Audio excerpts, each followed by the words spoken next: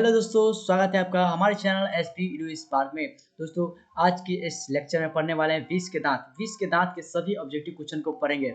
20 के दांत नलिन विलोचन शर्मा ने बहुत ही अच्छे से एक कहानी को प्रस्तुत किया है, जिसमें बहुत ही अच्छे अच्छे ऑब्जेक्टिव क्वेश्चन है जो कि आपको सीधा बोर्ड एग्जाम में देखने को मिलेगा। तो आप लोग इस वीडियो को फुल वॉच करके अच्छे से पढ़ाई कीजिए और सभी क्वेश्चनों को ध्यान से याद कर लीजिए, ताकि आप बोर्ड एग्जाम में हिंदी में अच्छे मार्क्स ला सके। तो चलिए वीडियो स्टार्ट करते हैं। वीडियो स्टार्ट करने से पहले यदि आप हमारे चैनल पर नए हैं तो हमारे चैनल को लाइक जरूर कर लीजिए और चैनल को सब्सक्राइब करके नोटिफिकेशन को ऑल कर दीजिए, ताकि हमारे सभी वीडियो का नोटिफिकेशन सबसे पहले आपके पास पहुंचे। चलिए वीडियो को स्टार्ट करते हैं। तो चलिए आ गए हम क्वेश्चन की तरफ। क्वेश्चन की तरफ देखेंगे यहाँ 20 का दांत। 20 का दांत जो कि चैप्टर दूसरा है, दूसरा चैप्टर है ये। 20 का दांत का दूसरा चैप्टर है, जिसमें काफी वीवीआई ऑब्जेक्टिव क्वेश्चन है जो सीधा आपको बोर्ड एग्जाम में देखने को मिलेगा। Bihar board Hindi model paper 2024। इस चैप्टर में बहुत ही अच्छे अच्छे प्रश्न लेके आए हैं जो सीधा बोर्ड एग्जाम में देखने को मिलेगा। तो चलिए आप क्वेश्चन की तरफ देखते हैं। यहाँ पे पहला क्वेश्चन क्या है, 20 के दांत शीर्षक कहानी के कहानीकारक कौन थे? 20 के दांत कहानीकारक के शीर्षक कौन थे? यहाँ पे क्या है, ऑप्शन ए में क्या है, मोहन राकेश। ऑप्शन ए में क्या है, मोहन राकेश। ऑप्शन बी में क्या है, कमलेश्वर। ऑप्शन सी में क्या है, प्रेमचंद। ऑप्शन डी में क्या है, नलिन विलोचन शर्मा। दोस्तों इसका सही उत्तर क्या हो जाएगा? इसका सही उत्तर हो जाएगा, इसका सही उत्तर नलिन विलोचन शर्मा हो जाएगा। ऑप्शन डी इसका बिल्कुल सही उत्तर है। 20 के दांत शीर्षक कहानी के कहानीकारक कौन है? तो नलिन विलोचन शर्मा है। ये काफी वीवीआई प्रश्न है, आप इसको जल्द से जल्द याद कर लीजिए। दूसरा प्रश्न क्या है, गिरधर लाल कौन है? गिरधर लाल कौन है? ऑप्शन ए में क्या है, कासू का पिता। ऑप्शन बी में क्या है, मदन का पिता। ऑप्शन सी में क्या है, रजनी का पिता। ऑप्शन डी में क्या है, शेफाली का पिता। तो दोस्तों इसका सही उत्तर क्या हो जाएगा? गिरधर लाल कौन है? तो मदन का पिता है, मदन का पिता है। ऑप्शन बी इसका बिल्कुल सही उत्तर है। आप सीधा सभी क्वेश्चन को अभी याद कर लीजिए, अभी याद कर लीजिए। तीसरा प्रश्न क्या है, मदन ने कासू को कितने दांत तोड़ डाले? मदन ने कासू को कितने दांत तोड़ डाले? ऑप्शन में क्या है, 3। ऑप्शन बी में क्या है, 1। ऑप्शन सी है 2। ऑप्शन डी है क्या, 4। तो इसका सही उत्तर क्या हो जाएगा? इसका सही उत्तर हो जाएगा ऑप्शन सी, 2 दांत तोड़ डाले। ऑप्शन सी इसका बिल्कुल सही उत्तर है। ऑप्शन सी इसका बिल्कुल सही उत्तर है। मदन ने कासू को 2 दांत तोड़ दिया, 2 दांत तोड़ दिया।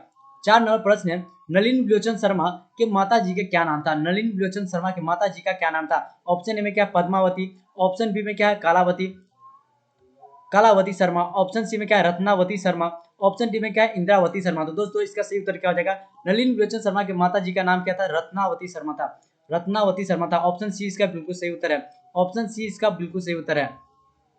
5 नंबर प्रश्न, नलिन विलोचन शर्मा की कहानियों में किसके तत्व समग्रता से उभर आए?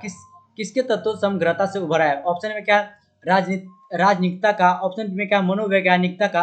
ऑप्शन सी में क्या है, सामाजिकता का। ऑप्शन डी में क्या है, इनमें से सभी। तो दोस्तों इसका सही उत्तर क्या हो जाएगा? मनोवैज्ञानिकता। मनोवैज्ञानिकता कहानी के तत्व समग्रता से उभर गए थे। मनोवैज्ञानिक इसका बिल्कुल सही उत्तर है। ऑप्शन बी इसका बिल्कुल सही उत्तर है।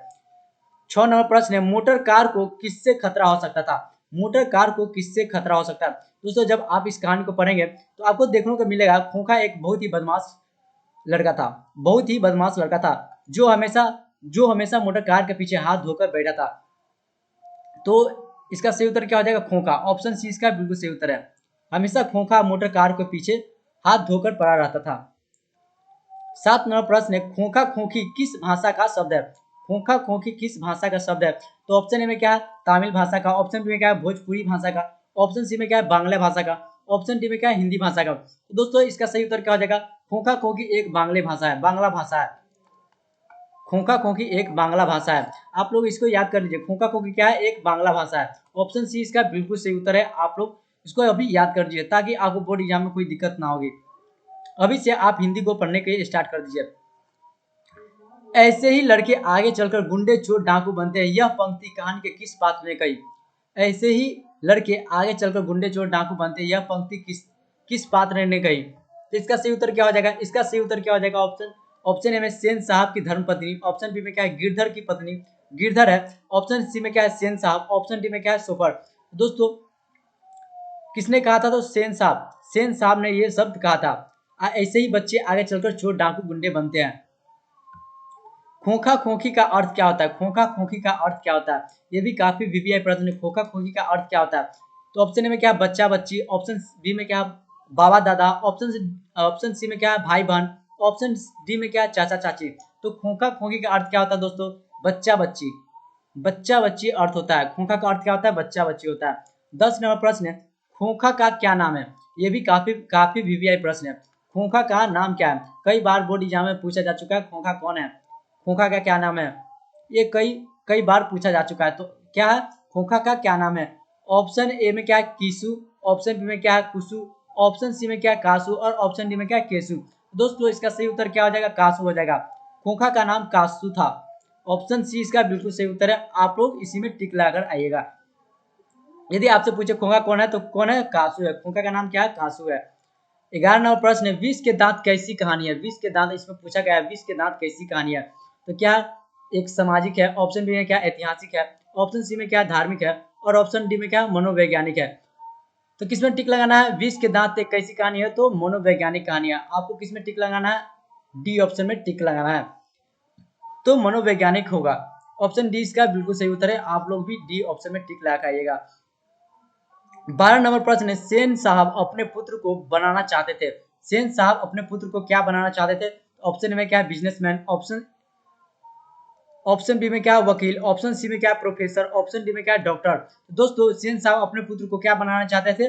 तो बिजनेसमैन या इंजीनियर बनाना चाहते थे। बिजनेसमैन या इंजीनियर बनाना चाहते थे। 13 नंबर प्रश्न है, मदन अक्सर किसके हाथों से पीटता था? मदन अक्सर किसके हाथों से पीटता था? ऑप्शन ए में क्या? माता के हाथ से। ऑप्शन बी में क्या? सेन साहब के हाथ से। ऑप्शन सी में क्या? खोखा के हाथ से। और ऑप्शन डी में क्या? पिता के हाथ से। तो दोस्तों मदन किसके हाथों से पीटता था? तो हमेशा अपने पिताजी के हाथों से पीटता था। 14 नंबर प्रश्न है, नलिन विलोचन शर्मा के पिता का क्या नाम था? नलिन विलोचन शर्मा के पिता का क्या नाम था? ऑप्शन ये काफी वीवीआई प्रश्न है, कई बार पूछा जा चुका है। तो आप लोग इस क्वेश्चन को अभी याद कर लीजिए, रट लीजिए इसको। ऑप्शन ए में क्या? पंडित रामावतार शर्मा। ऑप्शन बी में क्या? पंडित कृष्णा अवतार शर्मा। ऑप्शन सी में क्या? पंडित मृत्युजय शर्मा। ऑप्शन डी में क्या? पंडित दशावतार शर्मा। दोस्तों नलिन विलोचन शर्मा के पिताजी का क्या नाम था? पंडित रामावतार शर्मा, जो कि ऑप्शन ए में है। आपको सीधा ऑप्शन ए में टिक लगा के चले आना है। 15 नंबर प्रश्न है, सेन साहब ने किससे खूब फटकार लगाई? सेन साहब ने किससे खूब फटकार लगाई? ऑप्शन ए में क्या है? गिरधर को, गिरधर लाल को। ऑप्शन बी में क्या है? खोखा को। ऑप्शन सी में क्या है? मदन को। और ऑप्शन डी में क्या है? शेफाली को। तो सेन साहब किसे खूब फटकार लगाई? तो गिरधर लाल को खूब फटकार लगाई। ऑप्शन ए इसका बिल्कुल सही उत्तर है।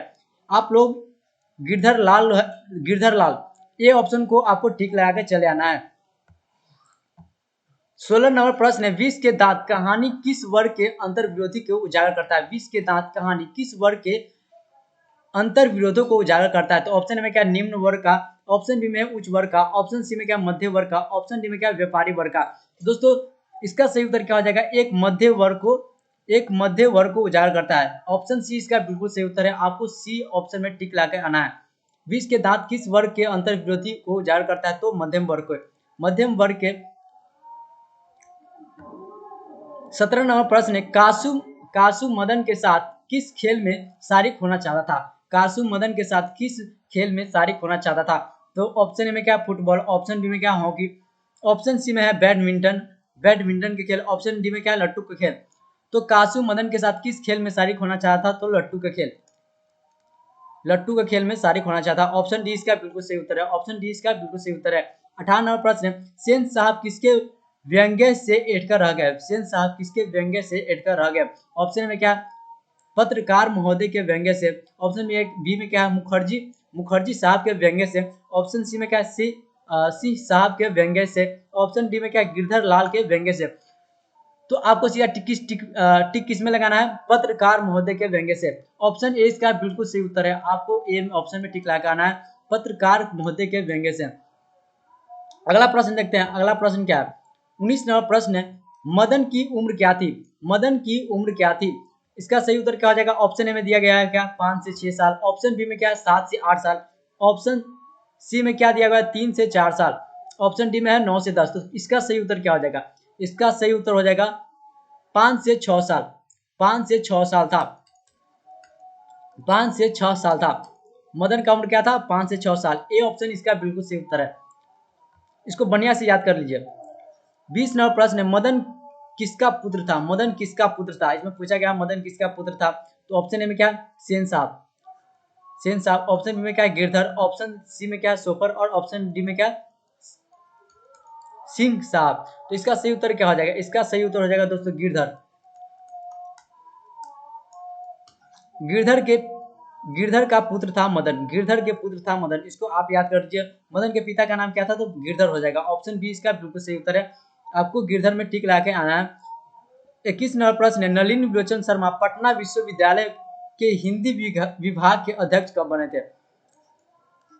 ये काफी बढ़िया प्रश्न है, ये काफी बढ़िया प्रश्न है। नलिनी विलोचन शर्मा पटना विश्वविद्यालय के हिंदी विभाग के अध्यक्ष कब बने? ऑप्शन ए में क्या है? ऑप्शन ए में क्या है? 1958 ईस्वी में। ऑप्शन बी में क्या है? सन 1957 ईस्वी में। ऑप्शन सी में क्या है? सन 1963 ईस्वी। ऑप्शन डी में क्या है? सन 1959 ईस्वी। दोस्तों इसका सही उत्तर क्या हो जाएगा? नलिनी विलोचन शर्मा पटना विश्वविद्यालय के हिंदी विभाग के अध्यक्ष कब बने? तो सन 1959 ईस्वी में बने। ये काफी वीआई प्रश्न है, इसका सही उत्तर क्या हो जाएगा? ऑप्शन डी इसका बिल्कुल सही उत्तर है। 22 नंबर प्रश्न है, 22 नंबर प्रश्न, नलिनी विलोचन शर्मा का जन्म कब हुआ? नलिनी विलोचन शर्मा का जन्म पूछा कब हुआ? ये भी काफी वीआई प्रश्न है। नलिनी विलोचन शर्मा का जन्म कब हुआ? ऑप्शन में क्या है? 14 जनवरी 1915। ऑप्शन बी में क्या है? 18 फरवरी 1916। ऑप्शन सी में क्या है? 22 मार्च 1917। ऑप्शन डी में क्या है? 14 अप्रैल 1918। तो इसका सही उत्तर क्या हो जाएगा? इसका सही उत्तर हो जाएगा 18 फरवरी 1916 को हुआ था। 18 फरवरी 1916 को हुआ था। ऑप्शन बी इसका बिल्कुल सही उत्तर है। आपको सीधा बी ऑप्शन में टिक लगा के चलाना है। इस चैप्टर से दोस्तों काफी अच्छे सवाल बोर्ड एग्जाम में पूछते हैं। नलिनी विलोचन शर्मा का मृत्यु कब हुआ? नलिनी विलोचन शर्मा का मृत्यु कब हुआ? नलिनी विलोचन शर्मा का मृत्यु कब हुआ? तो ऑप्शन में क्या? 12 सितंबर 1961। ऑप्शन बी में क्या? 14 सितंबर 1961। ऑप्शन सी में क्या? 16 सितंबर 1961। ऑप्शन डी में क्या? 18 सितंबर 1961। तो नलिनी विलोचन शर्मा का जन्म मृत्यु कब हुआ? तो 12 सितंबर 1961 में हुआ था। 1961 12 सितंबर 1961 में हुआ था। दोस्तों आप इस दोनों क्वेश्चन को याद कर लीजिए, इस दोनों क्वेश्चन को याद कर लीजिए। जन्म मृत्यु दोनों याद कर लीजिए, दोनों में से एक फिक्स होता है, दोनों में से हमेशा एक क्वेश्चन पूछा जाता है। 24 नंबर प्रश्न, नलिनी विलोचन शर्मा का जन्म कहाँ हुआ? नलिनी विलोचन शर्मा का जन्म कहाँ हुआ था? ऑप्शन में क्या? गांधी घाट पटना। ऑप्शन बी में क्या है? कृष्णा घाट पटना। ऑप्शन सी में क्या? बदरघाट पटना। ऑप्शन सी में क्या? बदरघाट पटना। ऑप्शन डी में क्या है? रानी घाट पटना। दोस्तों इसका सही उत्तर क्या हो जाएगा? ऑप्शन सी इसका बिल्कुल सही उत्तर है। ऑप्शन सी इसका बिल्कुल सही उत्तर है। बदरघाट पटना हो जाएगा, बदरघाट पटना हो जाएगा। ऑप्शन सी इसका बिल्कुल सही उत्तर है। 25 नंबर प्रश्न है, दृष्टिकोण किनकी रचना? दृष्टिकोण किनकी रचना? ऑप्शन में क्या? रामावतार Sharma. Option B Nalini विलोचन Sharma. Option C में क्या? मोहन राकेश। ऑप्शन डी में क्या? प्रेमचंद। तो दृष्टिकोण किनकी रचना? नलिनी विलोचन शर्मा की। ऑप्शन बी इसका बिल्कुल सही उत्तर है। ऑप्शन बी इसका बिल्कुल सही उत्तर है। आपको सीधा बी ऑप्शन में टिक लाके चले आना है। 26 नंबर प्रश्न है, लड़कियां क्या है? कठपुतलियां है, किससे इस बात पर गर्व है? लड़कियां क्या है? कठपुतलियां है, किससे इस बात पर गर्व है? तो ऑप्शन में क्या? भाई बहन को। ऑप्शन ए में क्या? भाई बहन को। ऑप्शन बी में क्या? चाचा चाची को। ऑप्शन सी में क्या? मामा मामी को। ऑप्शन डी में क्या? माता पिता को। तो लड़कियां कठपुतलियां है, लड़कियां क्या है? कठपुतलियां है, किसे इस बात पर गर्व था? तो माता पिता को। ऑप्शन डी इसका बिल्कुल सही उत्तर है। ऑप्शन डी इसका बिल्कुल सही उत्तर है। 27 नंबर प्रश्न है, कौवा का जमात में शामिल होने के लिए कौन ललक गया? कौवा की जमात में शामिल होने के लिए कौन ललक गया? तो ऑप्शन में क्या? कबूतर। ऑप्शन बी हंस। ऑप्शन सी में क्या? बत्तख। ऑप्शन डी में मछली। तो इसका सही उत्तर क्या हो जाएगा? ऑप्शन बी इसका बिल्कुल सही उत्तर है दोस्तों, हंस। हंस कौवों की जमात में शामिल होने के लिए ललक गया था। 28 नंबर प्रश्न है, 28 नंबर प्रश्न, किसके अनुसार सेनों ने सिद्धांतों को भी बदल दिया था?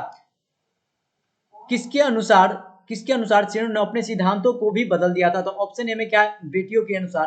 किसके अनुसार है? तो बेटियों के अनुसार। ऑप्शन बी में खोखा के अनुसार। ऑप्शन सी में क्या? मदन के अनुसार। ऑप्शन डी में क्या है? गिरधर के अनुसार। तो किसके अनुसार सेनों ने अपने सिद्धांतों को बदल दिया था? तो खोखा के अनुसार। खोखा के अनुसार सेनों ने अपनी सिद्धांतों को भी बदल दिया था। 29 नंबर प्रश्न है, सेन साहब की कितनी लड़कियां थी? सेन साहब की कितनी लड़कियां थी? ये भी काफी वीवीआई प्रश्न है। यदि आपसे बोर्ड एग्जाम में पूछ लेता है कि सेन साहब की कितनी लड़कियां हैं, तो सीधा किस में टिक लगाना है? ऑप्शन ए में क्या? 3, बी में 6 है, सी में 5 है और डी में 4 है। तो इसका सही उत्तर क्या है? आपको टिक लगाना है, सीधा 5 में टिक लगा देना है, सीधा 5। ऑप्शन सी इसका बिल्कुल सही उत्तर है। सेन साहब की 5 लड़कियां थी। सेन साहब की कितनी लड़कियां थी? तो 5 लड़कियां थी। ऑप्शन सी इसका बिल्कुल सही उत्तर है। 30 नंबर प्रश्न है, सोफर शब्द का क्या अर्थ है? सोफर शब्द का क्या अर्थ होता है? सोफर शब्द का क्या अर्थ होता है? ऑप्शन में क्या? सभ्यता। ऑप्शन बी में क्या? संबंध। संबंध, ऑप्शन सी में क्या निर्ममता, ऑप्शन डी में क्या है ड्राइवर। तो दोस्तों सोफर शब्द का अर्थ क्या है, ड्राइवर से है, ड्राइवर से है। सोफर का अर्थ क्या है, सोफर शब्द का अर्थ क्या है, ड्राइवर। तो आज के लिए बस इतना ही, मिलते हैं अगले लेक्चर में अगले चैप्टर के साथ। जब तक आप हमारे वीडियो को लाइक कर दीजिए और चैनल को सब्सक्राइब कर दीजिए और साथ में बेल आइकन को प्रेस करके नोटिफिकेशन को ऑल कर दीजिए, ताकि बोर्ड एग्जाम से सभी रिलेटेड क्वेश्चन सबसे पहले आपके पास पहुंचे। और आपसे उम्मीद करता हूं कि आप सभी क्वेश्चन को ध्यान से पढ़कर उसको याद कर लीजिएगा, ताकि इससे फायदा आपका होने वाला है, आप बोर्ड एग्जाम में अच्छे